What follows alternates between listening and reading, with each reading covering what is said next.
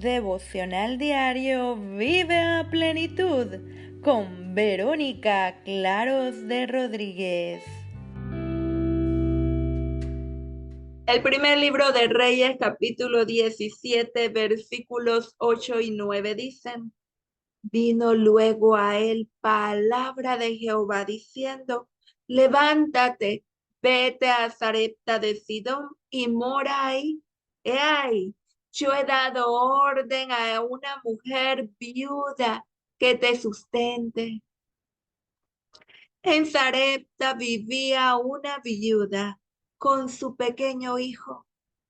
El Señor había decidido mostrar a aquella mujer sus maravillas, siempre y cuando estuviera dispuesta a experimentar el poder de la fe.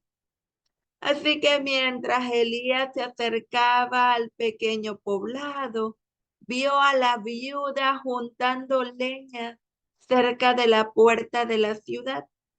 Entonces se acercó a ella y le dijo: Por favor, tráeme una vasija con un poco de agua para beber. La mujer se compadeció de él y se dispuso a traer el agua. No obstante, mientras iba a conseguirla, Elías volvió a hablarle: Tráeme también, por favor, un pedazo de pan. La mujer se detuvo y respondió en un tono calamitoso: Tan cierto como que vive el Señor tu Dios, que no me queda ni un pedazo de pan. Solo tengo un puñado de harina en la tinaja y un poco de aceite en el jarro. Precisamente estaba recogiendo unos leños para llevármelos a casa y hacer una comida para mi hijo y para mí. Será nuestra última comida antes de morirnos de hambre. Mucha manera de responder. Seguramente que Elías debió de haberse sentido apenado por su imprudente petición. ¿Hasta qué punto había llegado la pobreza y la miseria en aquel sitio? ¿Acaso Dios no había bendecido aquellas tierras por culpa de los pecados de Israel? ¿Cómo es posible pedir ayuda a las personas que viven en pobreza extrema? Supongo que lo mejor que podía haber hecho el profeta del Señor era organizar una brigada de apoyo para los necesitados. La pobreza sigue siendo una de las principales características de muchos lugares del mundo. Asimismo, es un medio de dolor, de carencia, de bienes materiales, donde el evangelio crece para traer consuelo y fortaleza a los oprimidos.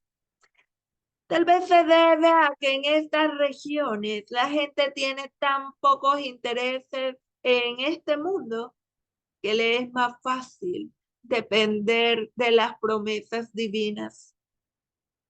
Y es que la religión responde de una manera eficiente ante el clamor de los oprimidos. Eugenio Tría recuerda las palabras de Carlos Marx: Toda verdadera religión expresa y manifiesta el llanto y el gemir de la criatura oprimida. La opresión nos recuerda que somos seres limitados, impotentes, sujetos a influencias que escapan de nuestro control. Y ante ello, no queda más que inclinarse a la voluntad divina. Algo parecido ocurrió en Sarepta hace muchos años, cuando Elías percibió que la mujer no tenía para darle alimento. Él le respondió: No tengas miedo. ¡Qué palabras! La fe es un desafío ante la lógica del pensamiento humano. Nos compele a creer a pesar de la aparente falta de argumentos racionales en la palabra divina. Simplemente Dios nos invita a lanzarnos en la aventura de la esperanza. Por supuesto, el principal problema humano es la incredulidad. Existe temor a ser defraudado, aunque parezca raro. Mucha gente tiene miedo de creer al Señor. Lo demuestra rechazando al llamamiento divino, a modificar su conducta injusta, ignorando su voluntad y rebelándose ante sus preceptos. A pesar de que no niega la existencia divina, tampoco está dispuesto a entregarse al Señor. En realidad, tienen miedo de creer en las promesas bíblicas.